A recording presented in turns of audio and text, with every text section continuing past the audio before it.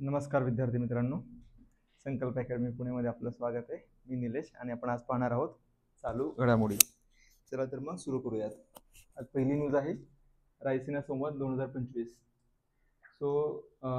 भारत सरकार म्हणजे आपलं मिनिस्ट्री ऑफ एक्सटर्नल अफेअर्स आणि ऑब्झर्वर रिसर्च फाउंडेशन यांच्या संयुक्त विद्यमाने रायसीना संवाद दरवर्षी ऑर्गनाईज केला जातो.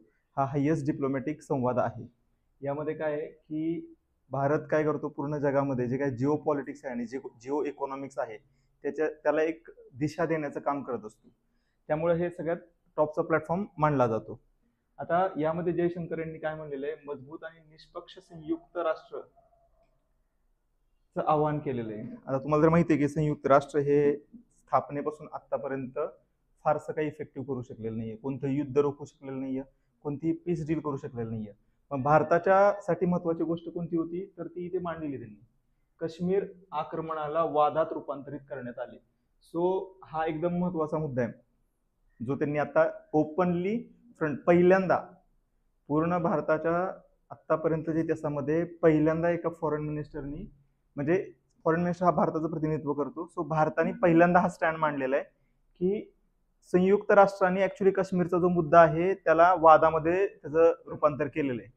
ऍक्च्युली काश्मीरचा मुद्दा काय होता की जो राजा होता काश्मीरचा त्यानं भारतामध्ये विलय करण्यासाठी साईन केलेलं होतं ऍग्रीमेंट, आणि त्यानंतर तिथे पाकिस्तानच्या फौजेनं काश्मीरवरती अटॅक केलेला होता. म्हणजे आता अटॅक करणारा कोण झाला, ऍग्रेसर झाला, ज्याने अटॅक केलेला आहे, बरोबर आहे ना. आणि ज्याच्यावर अटॅक झालेला आहे तो विक्टीम आहे ऍक्च्युली. म्हणजे या ठिकाणी विक्टीम कोण आहे, काश्मीर. अटॅक करणार कोण आहे, पाकिस्तान. आता जेव्हा हा मुद्दा घेऊन आपले पंतप्रधान पंडित नेहरू ज्यावेळेस UN मध्ये गेले की आता हा प्रश्न मिटवा, तर UN ने काय करावं, सांगायला पाहिजे ना, ज्याने अग्रेसर आहे त्याला बाहेर जा, विक्टीमला हे केलं पाहिजे, सपोर्ट केला पाहिजे, प्रोटेक्ट केलं पाहिजे. पण आपलं संयुक्त राष्ट्र म्हणलं की बोथ आर इक्वल, आणि त्यांनी विक्टीम आणि अग्रेसर जो आहे त्याला समान ट्रीटमेंट दिलेली. म्हणजे पाकिस्तानला आणि काश्मीरला समान ट्रीटमेंट दिलेली. म्हणजे एवढे महान विचारवंत UN मध्ये बसलेले होते. लक्षात घ्या की एक राज्य अटॅक करते ते इक्वल समजलेले ज्याच्यावर अटॅक झालाय. म्हणजे जर का एखाद्या घरामध्ये घरफोडी झालेली तर इथे आता पोलिसांकडे गेलं तर पोलीस म्हणणार की नाही तुम्ही दोघं बसा, दोघं इक्वल आहे, काय हरकत नाही, अटॅक केलेलं आहे ते. लक्षात, आपण मिटवूया, हा तू अर्ध घर तू घे, या रूम मधल्या सामान तुला, या रूम मधलं सामान तुझं, असं या प्रकारचं एक केलं. त्यामुळे पहिल्यांदा काश्मीर आक्रमणाला वादात रूपांतरित करण्यात आलंय असं या डायलॉग मध्ये आपले जे परराष्ट्र. आता हे सगळं करण्यामागं कारण काय, हे आताच भारत एवढा अग्रेसिव्हली का बोलतोय? रिझन असं आहे की युनायटेड नेशन्स किंवा हे जे मल्टी नॅशनल ज्या किंवा अनेक देशांच्या मल्टीलॅटरल म्हणून आपण ज्या ऑर्गनायझेशन आहेत, UN आहे किंवा या तत्सम WHO आहे, जसं आपण बघितलं की ट्रम्पने WHO ला लाथ मारली वगैरे, तर ह्या ज्या ऑर्गनायझेशन आहेत त्याचा आता काही रिलेव्हन्स राहिलेला नाही. म्हणजे UN ने एवढे रेझोल्युशन पास केले तरी पण युक्रेनचं युद्ध थांबलं नाही. मिडल ईस्ट मध्ये चाललंय ते थांबलेलं नाहीये. अरब स्प्रिंग आली, एवढे राज्य नष्ट झाली, त्यामध्ये काही झालेलं नाही. बलुचिस्तानचा जो एवढा मुद्दा चाललेला आहे, एवढं जिनोसाइड केलेलं आहे पाकिस्ताननं बलुचिस्तानमध्ये, ते पण UN थांबवू शकलेलं नाही. हे सगळे प्रकरण आहेत, त्यामुळे त्याच्यामध्ये रिफॉर्म होणं गरजेचं आहे, आणि म्हणून भारत सुद्धा हा मुद्दा अग्रेसिव्हली मांडतोय.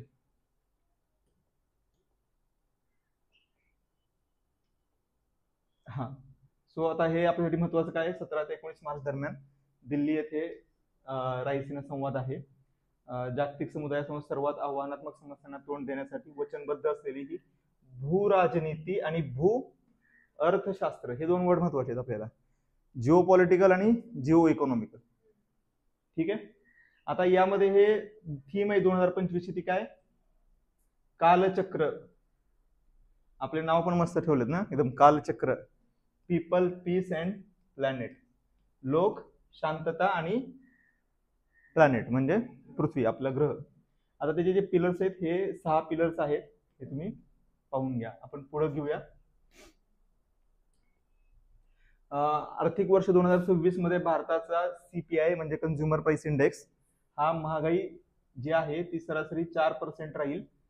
आणि असं कोण म्हणते, मॉर्गन स्टॅनली म्हणते. आता लक्षात घ्या, आपण CPI बघितलेलं आहे, कन्झ्युमर प्राइस इंडेक्स. तर भारतामध्ये जी महागाई वगैरे आहे त्याचं द्योतक आहे कसं आपण दाखवतो ते तर सीपीआयच्या आकड्यावरून आपण दाखवतो. आता या सीपीआय मध्ये 45% जो कंट्रीब्युटर आहे तो फूड इन्फ्लेशन आहे, ते खाण्यापिण्यामुळे इन्फ्लेशन झालेलं आहे. आता या आपल्याला अभ्यासा दृष्टीने लक्षात ठेवायचं की इन्फ्लेशन कंट्रोल करणं हे कुणाचं काम आहे? आरबीआयचं काम आहे. सरकारचं काम आहे का? नाही, हे आरबीआयचं काम आहे.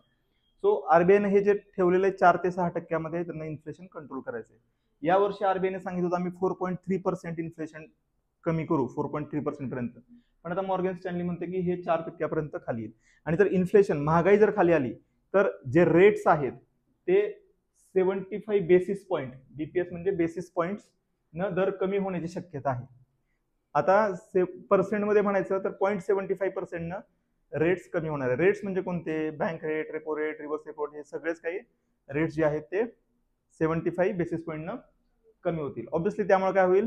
इझी मनी अवेलेबल होईल आणि सगळ्याच प्रकारचे कर्ज अजून स्वस्त होईल आणि इकॉनॉमीला एक बूस्ट मिळेल.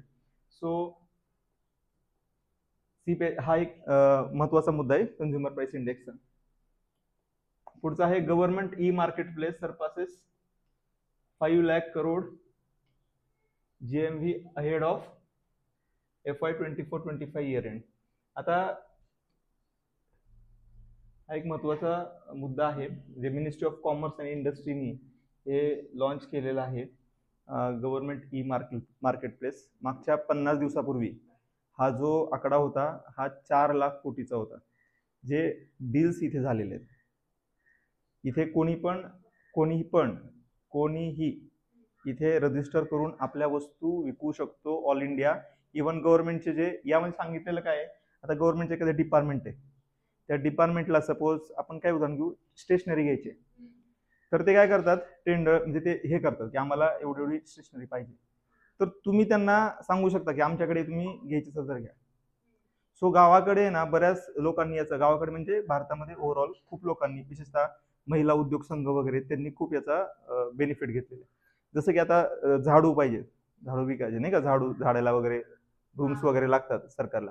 सो सरकारने टेंडर काढलेले, सो महिलांनी ते भरून टाकलं की आम्ही सप्लाय करतो, जे कुटीर उद्योग वगैरे करतात, आणि ते लाखो रुपयाचे टेंडर्स त्यांना मिळालेले. सो इथे काय एक लेवल प्लेइंग फील्ड क्रिएट करण्यात आले. विशेषतः जे युथ आहेत, वुमन आहेत, ज्यांना एक प्लॅटफॉर्म पाहिजे विक्रीसाठी, आणि विशेषतः सरकारचा जो गव्हर्नमेंटचे जे डिपार्टमेंट्स आहेत त्यांना काही खरेदी करायचं, म्हणजे इन शॉर्ट गव्हर्नमेंटला खरेदी करायचे, गव्हर्नमेंट संस्थांना खरेदी करायचे. इव्हन पेन जो गव्हर्नमेंटमध्ये, स्टेशनरी कोणतीही घ्या ती पण. त्याचबरोबर गव्हर्नमेंटचे जे बाकीचे उद्योग आहेत त्यांना काय लागणार असेल, काही इलेक्ट्रिकल असेल, गॅजेट्स किंवा काही लागणार असेल, कॅल्क्युलेटर्स लागणार असतील, लाईट्स, ट्यूबलाईट्स लागणार असतील, काही त्याचे जे ते टेंडर काढतात आणि ते तुम्ही त्याला, त्यांची जी डिमांड आहे त्याला तुम्ही अप्लाय करू शकता. सो हे खूप मोठं व्हायला पाहिजे, पण हे एवढं अजून अवेअरनेस क्रिएट झालेलं नाही, खूप लोकांना हे माहिती नाही. तरी पण हे आकडा कुठे गेलाय बघा, 5 लाख, आणि हा 2 महिन्यापूर्वी होता 4 लाख कोटी. एवढ्या मोठ्या प्रमाणात डील होत आहे. सो हे मिनिस्ट्री ऑफ कॉमर्स अँड इंडस्ट्रीनं लॉन्च केलेले, अतिशय महत्वाची न्यूज आहे. पुढे हे बघितलंय का, लेक्स फ्रीडमन पॉडकास्ट वरती पंतप्रधान नरेंद्र मोदी, लेक्स फ्रीडमनचा पॉडकास्ट कोणी बघितलाय? ते बघितलाय? कोण आहे हा लेक्स फ्रीडमन, कोण आहे? आता या सगळ्या गोष्टीचं आहे ना आपल्याला पाहण्याची गरज आहे. 2 गोष्टींनी आपण पाहूयात. पहिली गोष्ट की एक्झामच्या दृष्टीने काय महत्वाचं आहे लक्षामध्ये. सो आता नरेंद्र मोदी म्हणून घेऊ नका, he is a PM of our country. So Indian PM एका US चा एक पॉडकास्टर आहे, त्याच्या पॉडकास्टवरती गेलेला आहे, आणि तिथे तो ऑब्व्हियसली स्क्रिप्टेड असणार आहे काही पाठ्यामध्ये, की आता हे काय ऍक्च्युली कम्युनिकेशन आहे, कुणाशी आहे तर वर्ल्ड मीडियाशी आहे. सो एका देशाच्या नेत्याला ज्यावेळेस आपले विचार पूर्ण याच्यामध्ये मांडायचे असेल तर त्यांनी हा मार्ग निवडलाय, कारण जो ट्रॅडिशनल मीडिया आहे त्याचा आता तेवढी क्रेडिबिलिटी राहिलेली नाहीये. लोक ट्रॅडिशनल मीडियावरती एवढं विश्वास ठेवत नाही, इव्हन इन्क्लुडिंग US घ्या, कुणी आता तिथले जे ट्रॅडिशनल मीडिया त्यावरती विश्वास ठेवत नाही. सो हे जे माइंड किंवा विचार बनवणारे जे मीडिया झालेला आहे तो सोशल मीडिया झालेला आहे, त्यामध्ये पण हे पॉडकास्टर एक इन्फ्लुएन्स होल्ड करतात. मग तिथे जेव्हा मोदींना आपले काही विचार मांडायचे आहेत, काही गोष्टी सांगायचे आहेत, त्यावेळेस त्यांनी या मीडियाचा वापर केलेला आहे. आता इथे बरेच तुम्ही जर 3 तासाचा, आता आपल्या इथे पॉडकास्ट बघा 15 मिनिटाचा, 20 मिनिटाचा, 1 तासाचा पॉडकास्ट, त्याच्यामध्ये 100 प्रश्न विचारतात.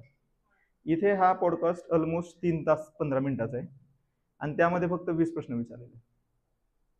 सो आता इथे ऍक्च्युली त्यांना बोलतं केलेलं आहे. आता आपल्याला एक्झामच्या दृष्टीने 2 गोष्टी महत्वाच्या होत्या ज्यावरती प्रश्न अपेक्षित आहे रायटिंगमध्ये मेन्सला. पहिला आहे कोविड 2020 नंतर, कोविड जो झाला 2020ला, त्यानंतर तो मॅनेजमेंट कसं झालं, भारताने जगाचा जो पॅटर्न होता किंवा जगाने ज्या पॉलिसी इम्प्लिमेंट केल्या किंवा ज्या प्रकारे कोविड हाताळला आणि भारतानं ज्या प्रकारे कोविड हाताळला या जमीन आसमानाचं अंतर होतं. सो भारतामध्ये कोविड नंतर जेवढ्या प्रमाणात इन्फ्लेशन झालेले आहे ते खूप कमी झालेले आहे. बाहेरच्या देशामध्ये खूप जास्त महागाई वाढली पण भारतात ती वाढली नाही. सो त्या काळामध्ये जर तुम्ही बघितलं तर बरेच इकॉनॉमिस्ट सो कॉल्ड नाही का हार्ड वर्ड इकडून तिकडून, मग ते हार्ड वर्ड नाही आम्हाला पाहिजे, आम्हाला हार्ड वर्क पाहिजे असं त्यावेळेस मोदी बोललेले होते. सो हे मोठे इकॉनॉमिस्ट आहेत ते म्हणते की तुम्ही ही पॉलिसी इम्प्लिमेंट करा. कोणती? तर तुम्ही पैसे छापा आणि लोकांमध्ये वाटून द्या. हा, अमेरिकेने तेच केलं. आणि त्यानंतर काय झालं, खूप मोठ्या प्रमाणात इथे इन्फ्लेशन आलं कारण सगळ्यांकडे पैसे आलेले आहेत, वस्तूंच्या किमती वाढल्या आणि मग पुढचे 4 वर्ष ते केलेलं साफ करण्यामध्ये त्यांचा वेळ गेलेला आहे. आलं लक्षामध्ये. पण भारताने ते केलं नाही, भारताने ते वेगळा अप्रोच अवलंबला. सो 2020चा जो कोविडचा आपण ज्या प्रकारे टॅकल केला तो एक महत्वाचा मुद्दा एक्झामला विचारला जाऊ शकतो. दुसरा आहे की जिओ पॉलिटिक्स वरती चायनाचं इंडियाचं जे रिलेशन आहे त्यावरती पण भाष्य झालेलं आहे. चायनाचं युएसचं रिलेशन आहे त्याच्यावरती पण भाष्य झालेलं आहे. ग्लोबल जे काही आहे भारताचा कल्चरल इन्फ्लुएन्स आहे त्यावरती पण भाष्य झालेलं आहे. लक्षामध्ये. सो तुम्हाला एक्झामच्या दृष्टीनं भारत इंडियन गव्हर्नमेंटला काय सांगायचं आहे जगामध्ये, लक्षामध्ये, त्या दृष्टीनं महत्वाचं आहे. आता याला थोडा पॉलिटिकल विचार करायचं म्हणलं तर याचं टायमिंग खूप महत्वाचं आहे. यामध्ये तुम्ही जर आता बघितलं की भारतानं पाकिस्तानचा उल्लेख केलेला आहे as a terror country. Narendra मोदींनी ही गोष्ट सांगितली की काय इश्यू आहे आणि तुम्ही याचं टायमिंग पण बघा की पाकिस्तानमध्ये बलुचिस्तान लिबरेशनचं एक मुवमेंट चालू झालेली आणि त्याच्यावरती पाकिस्तान हा भारताला टार्गेट करतो की भारतानं ते केलेलं आहे आणि त्या मुद्द्यावरती मोदी एका जात आहेत US मध्ये आणि तिथे एका पॉडकास्टला सांगतात की हा टेररिस्ट कंट्री आहे म्हणून. So timing is also important. So त्या दृष्टीनं हा एक पॉडकास्ट पाहण्यासारखा चांगला आहे. यात एक ऑफिशियल आपण म्हणून गव्हर्नमेंटला काही ओपिनियन पण द्यायचे, त्याचबरोबर काही जिओ पॉलिटिक्सचे पण मुद्दे येतात. पण एक्झामच्या दृष्टीने आपल्याला 2-3 प्रश्न यातले 100% बनतील. तुम्ही पहा ते 20 प्रश्न आहेत त्यातले 2 प्रश्न एक्झामच्या दृष्टीने पण महत्वाचे आहेत. गव्हर्नमेंटचा स्टँड येतो. ठीक आहे. पुढे भारतातील जल प्रदूषण संकट. सो दिल्लीचं इलेक्शन यावरती लढलं गेलं, तुम्हाला माहितच आहे. यमुना कधी साफ करणार? आलं लक्षामध्ये. यमुना साफ झालीच नाही. 8 वर्ष नाही 10 वर्ष आपले जे पूर्व मुख्यमंत्री जे होते अरविंद केजरीवाल त्यांनी, आता लक्षात घ्या यामध्ये आपण पॉलिटिक्स बाजूला ठेवूया, थोडं पॉलिटिक्स बाजूला ठेवूया. यमुना तेवढं साफ करणं तेवढं सोपं आहे का? अजिबात नाही. का? हा, पण त्यामध्ये जे घाण टाकणारे लोक आहेत ते ऍक्च्युली केजरीवालांचे वोटर्स आहेत ना. डेमोक्रेसीचा प्रॉब्लेम आहे, लक्षात घ्या की अरविंद केजरीवाल पण जाऊन डायरेक्ट त्यांची काही इच्छा नसणार आहे का की बाबा आपण साफ करावी मग क्रेडिट घ्यावं. पण प्रॉब्लेम आहे त्यांनी जर तिथे काही केलं तर मग त्यांना वोट टाकणारे नाराज होतील. सो डेमोक्रेसीमध्ये हा प्रॉब्लेम आहे. तुम्ही कुठलेच प्रॉब्लेम सॉल्व्ह करू शकत नाही कारण ज्यांच्यावर तुम्ही ऍक्शन घेणार आहे ते तुमचे वोटर असतात. लक्षामध्ये. सो पण आता मुद्दा काय लक्षात घ्या की हा जो वॉटर क्रायसिस आहे इंडियातला तो काय रिअल आहे. सो आता यमुनामध्ये जे काही आता गव्हर्नमेंटनं थोडं ऍक्शन घेतलेली आहे सो त्यामुळे काही लोक नाराज पण होणार आहेत, काही कंपन्या नाराज होणार आहेत. तुम्हाला काही काळानंतर त्यावरती पेपरवरती आर्टिकल पण दिसतील की एवढ्या लोकांचे जॉब गेले वगैरे. पण हा प्रश्न रिअल काय आहे? कारण जर तुम्ही क्लायमेट चेंज बघितला तर क्लायमेट चेंजमुळे जे ट्रॉपिकल कंट्रीज असतात, ट्रॉपिकल म्हणजे इक्वेटर पासून ते आपलं कॅन्सर पर्यंत, मग कर्कवृत्ताच्या मधला जो पार्ट आहे तो जो रिजन आहे त्याच्यामध्ये काय होणार आहे, टेम्परेचर जास्त वाढणार आहे आणि टेम्परेचर जास्त वाढल्यामुळे त्याच्यामुळे क्रॉप एकदम फॉल होणार आहे, म्हणजे क्रॉप प्रोडक्शन म्हणजे पीक अतिशय कमी उत्पन्न होणार आहे तिथं. सो फूड सिक्युरिटीसाठी भारतासाठी खूप मोठा प्रॉब्लेम असणार आहे. त्याचबरोबर वॉटर पण क्रायसिस क्रिएट झाला. तर आता आपण इथे एक हे बघा की इंडिया इज होम टू किती 18% ऑफ द ग्लोबल पॉप्युलेशन आणि भारतामध्ये पाणी किती जगातल्या 4%. सो जगातलं 4% फ्रेश वॉटर फक्त भारतामध्ये आणि ते 18% लोक पित आहेत. सो वॉटर तसं पण स्कार्स आहे, म्हणजे भारतामध्ये तसं पण वॉटर कमी आहे. तुम्ही तर हे बघितलं तर हे याच्या खाली जर का पाणी असेल तर त्या ठिकाणी पाण्याची कमतरता असं सांगितलं जातं. भारत काठावरती आहे एकदम. लक्षामध्ये. आणि ऑब्व्हियसली आपण लोकसंख्या वाढवणार आहे. दरवर्षी भारत एक ऑस्ट्रेलिया निर्माण करतो. तुम्हाला माहित असेल की भारत दरवर्षी एक नवीन ऑस्ट्रेलिया क्रिएट करत असतो. लक्षामध्ये. सो हे पाणी आपल्याला जेन्युनली पाणी संकट निर्माण होणार आहे. India's water crisis 600 million water Indians face high extreme stress of water. आणि त्यामध्ये पण ते ड्रिंकेबल नाहीये. तुम्ही बघा आता वेगवेगळ्या ठिकाणी जागोजागी तुम्हाला ते पाण्याचे फिल्टर्स लावलेले, ते नाही का 20 रुपयाला 10 रुपयाला ते कॅन भरून घ्यायचं, ते तुम्हाला दिसतंय आता. का झालंय ते? पूर्वी होतं का? नव्हतं. आता आम्ही आमच्या लहानपणी बघायचो, असं काही नव्हतं. तुम्ही कुठलंही पाणी ओपनली पिऊ शकत होता. आता तुम्ही पिऊ नाही शकत. रिझन काय? ते पाणी पिण्यायोग्य नाही. लक्षामध्ये. सो हा एक जेन्युनली प्रॉब्लेम आहे. जसं की बेंगलोर वगैरे सारख्या ज्या सिटी आहेत त्या जर लवकर प्रॉब्लेम सॉल्व्ह नाही केला तर ते नष्ट होण्याच्या मार्गावर. बेंगलोर विषयी बोलतोय की जे भारताचं IT सेक्टरसाठी एक केंद्र आहे महत्वाचं, नाही का. आता हे यामधले बघा सरकारचा प्रतिसाद काय आहे यावरती. तर स्वच्छ भारत मिशन सरकारनं लॉन्च केलं होतं.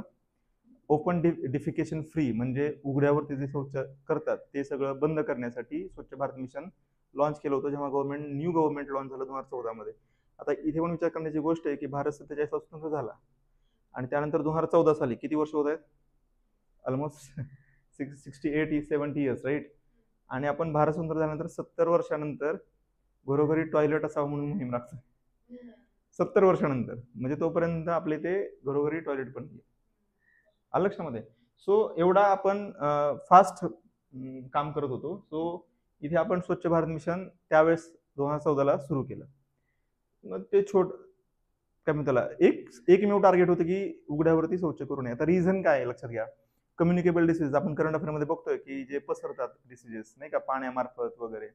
तर हे या ओपन डिफिकेशन मधून काय होतं, ते डिसीजेस पसरतात. लक्षात. आणि जो डेटा काय सांगतो की डायरिया वगैरेमुळे लहान मुलांची खूप डेथ होत होती. ते डेथ्स वाचलेले.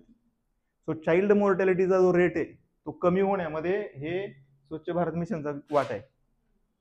लक्षामध्ये. दुसरे काय? जनभागीदारी, म्हणजे कम्युनिटीने एकत्र येऊन काम करणं. आणि तिसरं काय आहे? जल जीवन मिशन.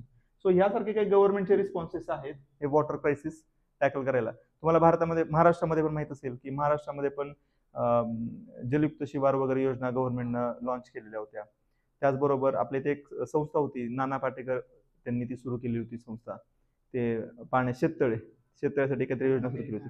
आमिर खान वगैरे त्यांनी एक योजना सुरू केली होती. हा, तर ते पण याचाच पार्ट आहे. हा, नाही, पाणीच असेल. पाणी फाउंडेशननी ऍक्च्युली ते सुरू केलं होतं. हा, ते त्याची ऍडव्हर्टाईज आहे. तर ते सॉन्ग होतं, थीम सॉन्ग होतं त्यामध्ये ते होतं. सो हे सर्व कशासाठी सुरू केलेलं आहे? आता तुम्हाला दिसेल, आता ते सुरुवातीला चालू झालं, आता तुम्हाला ते कुठं दिसतंय का? सो जनभागीदारी सगळ्यात महत्वाची त्यासाठी. पुढचं आहे दहशतवादाच्या वित्तपुरवठ्याविरोधात लढण्यात भारताची महत्वाची भूमिका. हे कुठं झालेले? नो मनी फॉर टेरर 2025 कुठं झालेले? जर्मनी, म्युनिच मध्ये 13 फेब्रुवारीला झालेले. नो मनी फॉर टेररला पैसे आपण द्यायचे नाहीत. म्हणजे मान्य करतात की आम्ही जे टेररला पैसे देत होतो. लक्षामध्ये. आणि हे काही युरोप मधले लोक आलेले आहेत आणि ते आता डिस्कशन करतात की आपण काही मनी द्यायचे नाहीत टेररसाठी. सो आता हा मुद्दा काय लक्षात घ्या की जगानं पहिल्यांदा टेरर रेकग्नाइज कधी केला तर तो 9/11 नंतर. ट्विन टॉवर्स जे आहेत अमेरिकेचे. तुम्ही एकदम लहान असाल त्यावेळेस, एकदमच लहान असाल किंवा नसाल. 2001ला कुठे होता तुम्ही? हा. सो त्यावेळेस काय की अमेरिकेचे जे ट्विन टॉवर्स होते, वर्ल्ड ट्रेड सेंटर्स, ते विमानाने उडवले.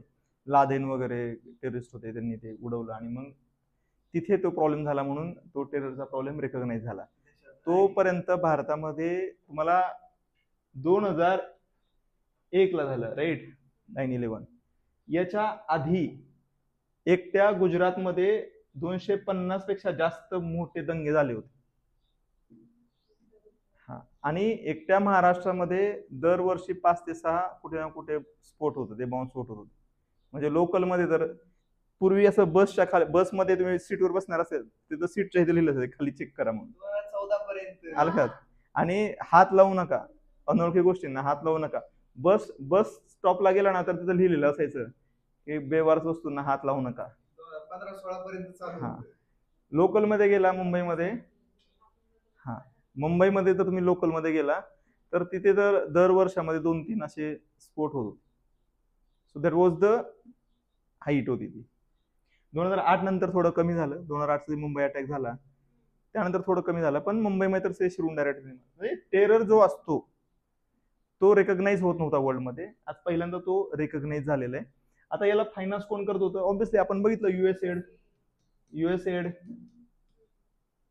United States agency on international development, आलं लक्षामध्ये.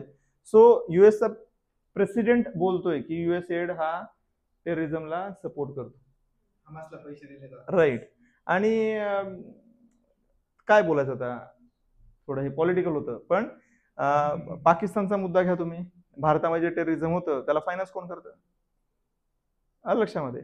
सो अदरवाईज विदाऊट फायनान्स काहीच काम होऊ शकत नाही. सो हे आपल्याला एवढं लक्षात ठेवायचं की नो मनी फॉर टेरर 2025 एक्झामच्या दृष्टीनं ही काउंटर टेररिझम साठीची कॉन्फरन्स आहे आणि ही या वर्षी कुठे झाली आहे? जर्मनीमध्ये झालेली आहे, म्युनिक शहरामध्ये. म्युनिक मूवी पण होता एक हॉलिवूडचा. ओके, सो पाहून घ्या, मस्त आहे तो. पुढे पीएम इंटर्नशिप योजना. इंटर्नशिप कशासाठी असते? इंटर्नशिपचा अर्थ काय? म्हणजे तुम्ही काही डिप्लोमा केला, काही काम केलं तर एखाद्या कंपनीमध्ये जाऊन तुम्हाला, आपण पूर्वी हा करंट अफेअर मध्ये हा झालेला आहे पूर्वी पण. सो हा इंटर्नशिपचा जो करणाऱ्याला मासिक किती मिळणार? 5,000 स्टायपंड भेटणार आहे आणि एका खर्चासाठी एक वेळ किती मिळणार? 6,000 रुपये मिळणार आहे. हा, म्हणजे तुम्ही जेव्हा एखाद्या कंपनीमध्ये इंटर्नशिप तुम्हाला मिळाली, जे की गव्हर्नमेंटच तुम्हाला ते फॅसिलिटेट करणार आहे इंटर्नशिप मिळण्यासाठी, आणि त्यानंतर तुम्हाला एकाच वेळेस सुरुवातीला 6,000 रुपये मिळेल आणि त्यानंतर प्रत्येक महिन्याला तुम्हाला 5,000 रुपये स्टायपंड भेटेल. सो वर्क एक्सपिरियन्स येईल तुम्हाला एक प्रकारे. सो त्यासाठी गव्हर्नमेंटची स्कीम आहे. आपल्या ज्या अर्थमंत्री जे आहेत निर्मला सीतारामन यांनी पीएम इंटर्नशिप योजनेसाठी एक ॲप लॉन्च केलेलं आहे. सो तुम्ही चेकआउट करा, बघा काय आहे ॲप वगैरे. तरुणांसाठी रोजगाराच्या संधी वाढवण्यासाठी याची सुरुवात झालेली आहे. व्यावसायिक अनुभव आणि प्रशिक्षण प्रदान करणे महत्वाचं आहे आणि 5 वर्षात 1 कोटी लोकांना इंटर्नशिप द्यायचं. सो टार्गेट आहे. आता आयोग प्रश्न काय विचारतं? 5 वर्षामध्ये 2 कोटी लोकांना टार्गेट देणं म्हणजे रोजगार देण्याचं लक्ष्य आहे. मग ते स्टेटमेंट चुकीचं असतं. पण खाली ऑप्शन मध्ये येणार ए बी बी सी वगैरे असं काहीतरी देणार आहे. सो आपल्याला यातले की पॉइंट्स किती आहे? टार्गेट काय आहे? 1 करोड. लक्षामध्ये. स्टायपंड किती आहे? 1 टाइम 6,000 देणार आहे. एक निर्मला सीतारामननी हे बजेटमध्ये पण हा मुद्दा घेतलेला होता. ठीक आहे. सो ज्यांना जॉब पाहिजे असतो त्यांसाठी एक स्किल, काय आपण वेगवेगळे जे ITI कोर्सेस वगैरे करतात त्यांना जो जॉब पाहिजे असतो त्यासाठी एक चांगला मुद्दा आहे. असो, तर हे होते आजचे करंट अफेअर. आवडलं असेल तर लाईक करा, शेअर करा, सबस्क्राईब करा. थँक्यू.